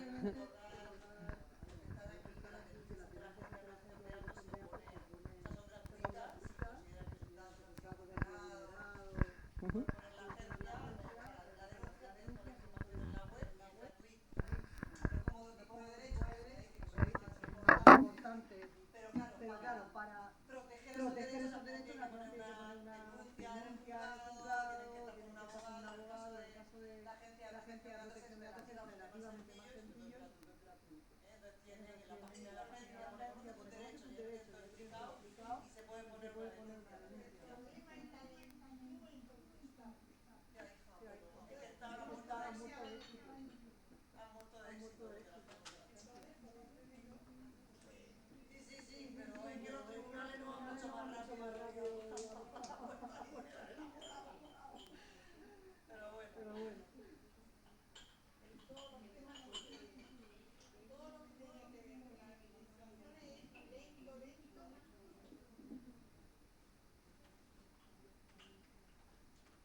Bien, muchas gracias, Magnolia.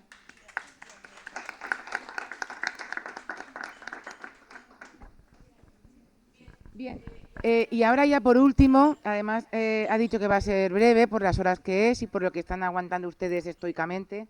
Tengo el honor de presentarles a nuestro compañero Juan Antonio Fernández Campos, que es profesor titular de Derecho Civil de la Universidad de Murcia, que nos va a presentar el proyecto, también muy interesante y muy apropiado, como todos los que han precedido a este, para el día de hoy, socialización del cuidado de las personas mayores, un reto tras la Ley 8/2021.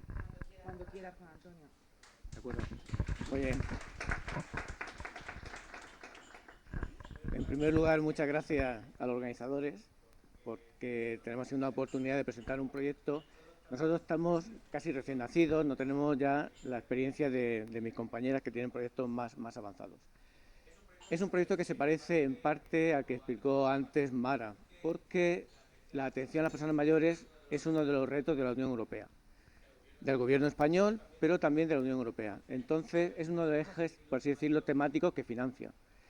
Y entonces, a través de proyectos de investigación como el nuestro, lo que quiere es que detectemos cuáles son algunos de los problemas de la atención a las personas mayores. Y en concreto, lo que planteamos nosotros es que hasta ahora el cuidado residía, como decía Mara, en las familias, y en cambio el cuidado tiene que ser una cuestión de toda la sociedad, ¿de acuerdo?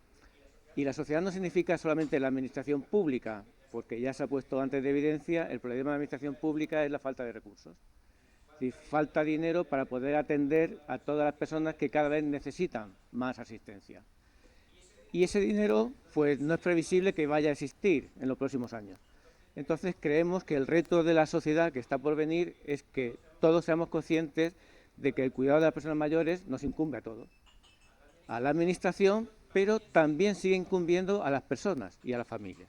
Esa es la perspectiva que nosotros le damos al proyecto. Bien, voy a seguir el esquema que nos habían propuesto, la próxima vez lo presentaré de otra forma. Tenemos financiación tanto del Ministerio, del Gobierno estatal, como de la Unión Europea. Por esto que le he dicho, porque a la Unión Europea le interesan mucho estos problemas de atención a las personas mayores. Lo ha dicho antes Mara, el porcentaje de personas mayores es cada vez creciente. Y es una gran suerte, porque eso es gracias a los avances de la medicina. Somos más longevos de lo que se era hace un par de décadas. Pero las personas mayores requieren más asistencia, más atención que la población más joven. Y por tanto eso obliga a la sociedad en general a estar preparada. Y quería poner de manifiesto algo que también acaba de decir ahora Magnolia. Es un proyecto liderado por la Universidad de Murcia. A veces no somos conscientes del valor que tenemos en la región. Y en este aspecto, como en otros aspectos, la verdad es que la Universidad de Murcia es puntera a nivel nacional. De este equipo formamos parte varios profesores de la Facultad de Derecho, pero también de otras facultades de la universidad. Los profesores de Derecho y en general de la universidad tenemos la faceta docente, que es la faceta más conocida, pero también tenemos cada vez más esta faceta de investigación, ¿de acuerdo? Que es adelantarnos a los problemas para intentar encontrar soluciones. Bien, pues de este proyecto formamos parte profesores de la Universidad de Murcia principalmente, pero como ven también de otras universidades de España. Profesores de Derecho de diferentes materias, especialmente de Derecho privado, civil y mercantil, pero hemos creído que para que realmente sea un proyecto que haga un tratamiento general de los problemas de la sociedad en relación con las personas mayores, hacía falta la perspectiva ética, pero también profesores de sociología y de psicología. Y como decía antes también mi compañera Magnolia, a nuestro proyecto se han incorporado profesores de otros países, ¿de acuerdo? En concreto de la Universidad de Coimbra, de la Universidad de Lisboa y de la Universidad de Lima, en Perú. Pero además nosotros queríamos darle una perspectiva de que el proyecto llegue a la sociedad, esté conectada con la sociedad, y en dos sentidos. En primer lugar, nos interesa mucho conocer, detectar, y por eso este tipo de acciones nos interesa mucho, cuáles son los problemas que detectan los propios colectivos que trabajan con las personas mayores. Porque creemos que ahí está el caladero de los problemas y que son los que mejor pueden conocer cuáles son los problemas reales. Y en segundo lugar, contar con muchos profesionales de derecho, no solamente con los profesores, sino en concreto con profesionales de la Administración de Justicia, notarios y registradores, ¿de acuerdo? Porque nuestro proyecto es sobre todo un proyecto de carácter de derecho privado, de derecho civil. Y ven ahí que entre nuestros colaboradores dentro del propio proyecto está la decana de los notarios de la región de Murcia y el decano de los registradores de la propiedad.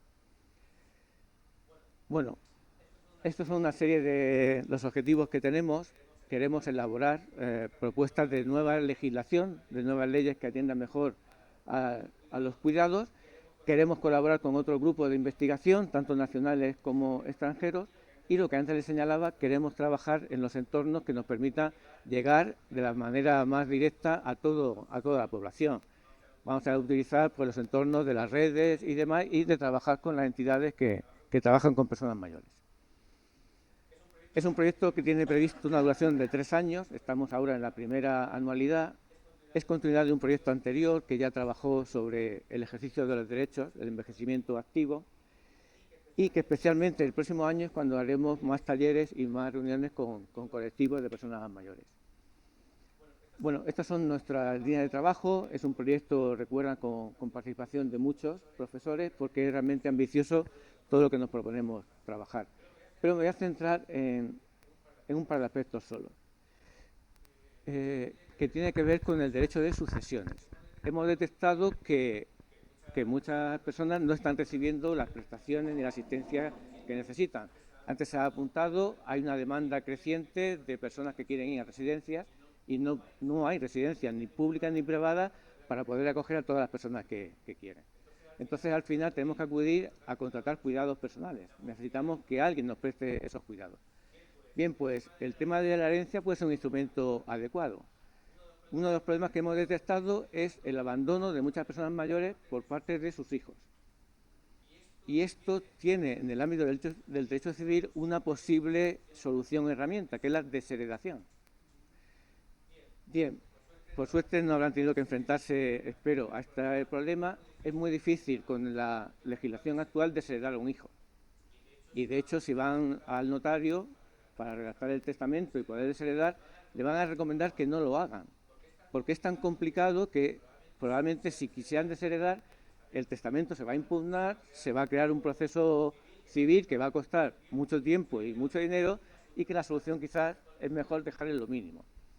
Bien, pues una de las cosas que queremos es proponer un sistema mucho más fácil para poder desheredar, porque algunos de los hijos no merecen recibir nada de sus padres. Es decir, la atención que han prestado a sus padres o a sus abuelos no le hace merecedores de recibir nada.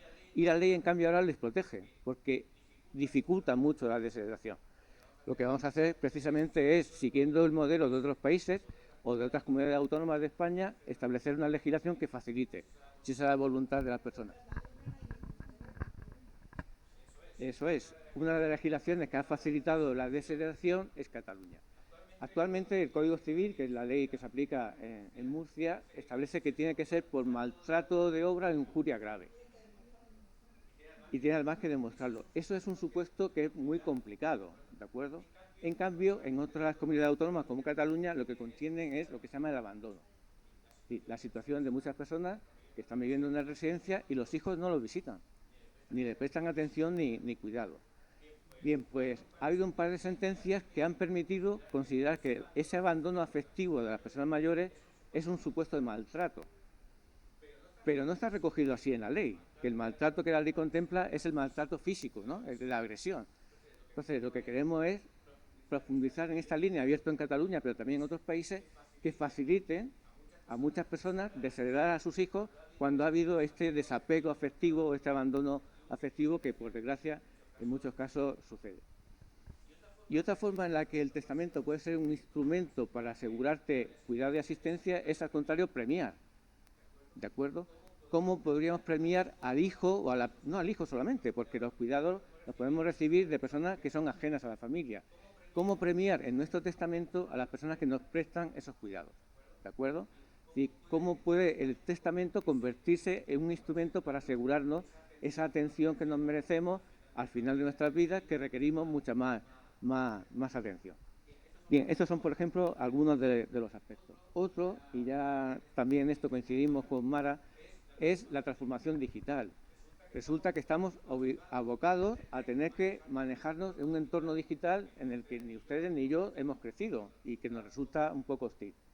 Bien, pues esto es también lo que nos proponemos a través del proyecto, facilitar el acceso de las personas mayores a las plataformas digitales, que es donde va a estar ahora y sobre todo en un futuro pues, el mercado de muchos de los servicios que necesitamos. Y por último, hay otra faceta de nuestro proyecto que tiene que ver, bueno, nos cuestionamos el modelo de residencias. Es verdad que las personas quieren estar en una residencia porque se sienten más cuidadas, pero la pandemia del COVID demostró que donde más incidencia tuvo el COVID fue en las residencias. Entonces, hay una propuesta para cambiar el modelo de gestión. En vez de macro residencias, hacer residencias más pequeñas. Un entorno donde además la ratio entre personas que están allí cuidadas y cuidadores sea mucho mejor del que hay actualmente. Porque eso lo hará una residencia mucho más protegida frente a posibles pandemias que, según dicen desde la OMS y desde el ámbito sanitario, están por venir. Sí. Bueno, se trata de hacer la utopía, hacerla posible. Porque si no, si nos conformamos con el sistema que hay actualmente, nunca lo vamos a cambiar. Entonces, por así decirlo, la universidad somos la instancia crítica que proponemos una gestión que sí que es posible porque en otros países están avanzando en ese sentido. Entonces, se trata de ir alumbrando el camino de lo que no es tan difícil si realmente, claro, hay voluntad para hacerlo. Y además de ese modelo de residencia, lo que se está proponiendo es lo que antes apuntaba Mara, el co-housing. Porque las personas mayores no tienen por qué ser personas que no sean autónomas. Y entonces hay un modelo que está funcionando en Dinamarca, que está funcionando en Alemania, en el cual las personas mayores se organizan para ser ellos mismos los que tienen su residencia, claro, con espacios individuales, tendríamos nuestra habitación, nuestra serie de dependencias privativas, pero con espacios comunes.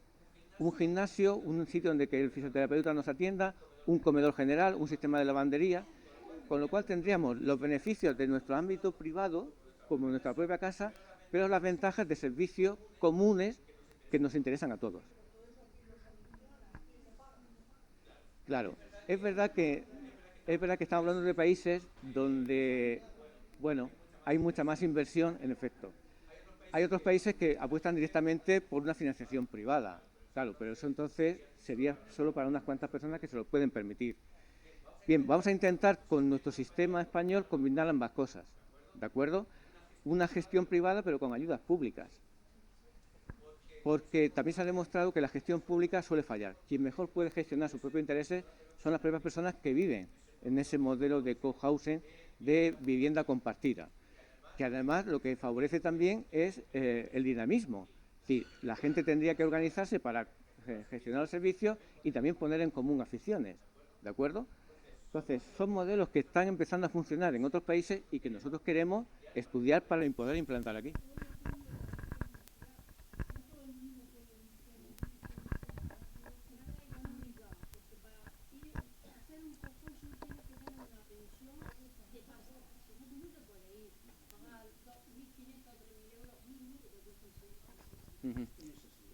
Depende, sí. Sí, ahora le digo. Yo personalmente estoy en un proyecto de cohousing. Sí. De hecho, el proyecto nuestro es generar cohousing y no necesariamente tiene que ser. Lo verdaderamente preocupante está en que una persona que gana una pensión media o mínima de 1.500 euros va a una residencia de 900, sí, totalmente, la mínima. Y estas hay muchas. Resulta que tú te vas a ir a una residencia y no te da ni siquiera la pensión para esa residencia, porque la residencia, si es una habitación compartida, como mínimo son 1.800, pero si además es una habitación individual, es decir, lo mínimo que alguien debe de tener como calidad de vida, resulta que son 3.000 y pico. A mí me entran muchas ganas de decirle al Estado, mira, ven para acá, bonito, ahí tienes mi pensión y tú ahora me das. Por lo menos un servicio honesto para que yo pueda morir en paz al fin y al cabo. Sí, sí. Pero esto sí que lo podemos hacer nosotros si nos organizamos y automáticamente somos nosotros los que tomamos las riendas para crear esos cosas. Y se puede hacer, porque entonces es muchísimo más fácil. Se puede hacer, pero se puede hacer. Pues nosotros tenemos un proyecto para hacer esto y lo compartiremos con vosotros. Sí. Pero son dentro de 10, 15, 20 años. No, que va, le estoy hablando dentro de año y medio. Existen algunas experiencias muy interesantes en el País Vasco y en Málaga, ¿eh? Y está... Sí, los modelos que existen ahora son de empresa privada o de cooperativas privadas, ¿de acuerdo? Lo que se trata es de que estas cooperativas o estas iniciativas privadas tengan ayudas públicas, porque es verdad que muchos van a necesitar. Sí, los recursos dependen.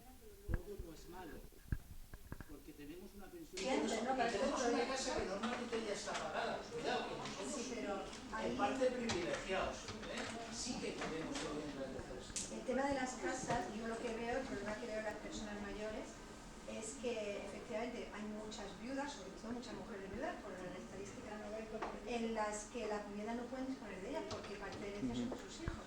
Entonces se encuentran con que las casas no las pueden vender, ¿no?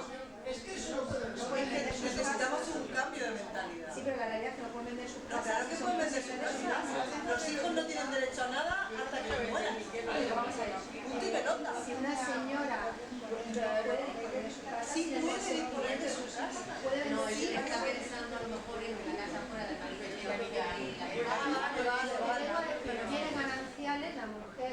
Tienen ese fruto. tiene derecho de uso e incluso podría alquilar Pero, y es el dinero. un momento, conozco a casos de muchas personas mayores que no pueden mantener su casa porque con la pensión no es suficiente y se van a alquilar una residencia pública en unos estados bastante complicados, tienen una casa que luego los hijos incluso están viviendo en las casas de los padres y ellas están viviendo en una residencia porque los hijos no quieren vender la casa. Porque la parte de la herencia de sus hijos Primero, puedes obligar a la venta.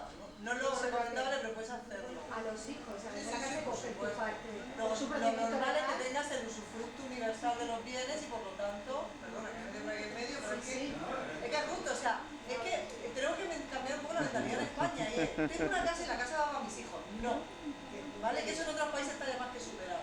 Tengo una casa y mientras, antes, y sobre todo a ver si antes de que muera tu marido, ¿vale? Y la casa es nuestra. Y lo que tenemos es que utilizar ese bien que tenemos para nuestros bien a través de una hipoteca inversa y ya los herederos se tienen que hacer a la idea de que no van a recibir nada, punto y final.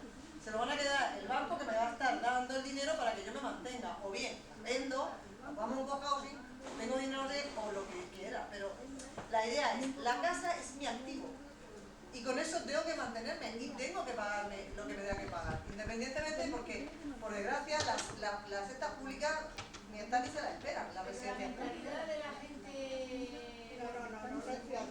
Pero la gente mayor, esa mentalidad de dejárselo a los hijos, no sabe ni que existe eso del cohousing. Ese derecho ni la hipoteca inversa. Vamos a pensar que la población hay mucha gente, aquí habemos gente más o menos nivel Eso. del barrio. Pero la gente de abajo, los de 800-900 euros de pensión, no sabe, además, tenía que estar esta sala llena, lo digo, porque yo me entero por el centro mayor de Cabeza de Torre. Tiene que estar todo a rebosar, porque allí se llena de sala cuando hay cosas de ocio, discusiones y todo eso. Lamentablemente, la gente de 700-800-1000 euros no va a hacer un cohousing, no sabe ni que existe, ni lo va a hacer porque apenas le llega para vivir, nada. Por eso tiene usted toda la razón. Pero Es eso nuestra se podrá hacer, responsabilidad hacerlo real y podría hacer a lo mejor un cohousing porque... Domingo, ¿vamos bien de tiempo? ¿O? Lo primero que tiene que Entonces- hacer es testamento, número 1. Segundo, poner el testamento en usufructo universal de los bienes a favor de los cónyuges. Si le parece, le damos la palabra a la señora y yo termino con dos ideas. Sí. Termino con dos ideas. En primer lugar, no hay un modelo único. Es que depende mucho. Si yo soy una persona que requiere mucha atención, yo debería estar en una residencia. Ahora, si yo me mantengo bien, y ustedes es un ejemplo de que se mantienen bien, no tienen por qué ir a una residencia. Ustedes pueden ser o sí, si lo importante es elegir. Lo importante es que cada uno puede elegir. Y por tanto necesitamos varios modelos, porque cada modelo se ajustará a nuestro perfil. ¿Me entienden lo que quiero decir? Entonces, huyamos del modelo único que era residencia o familia.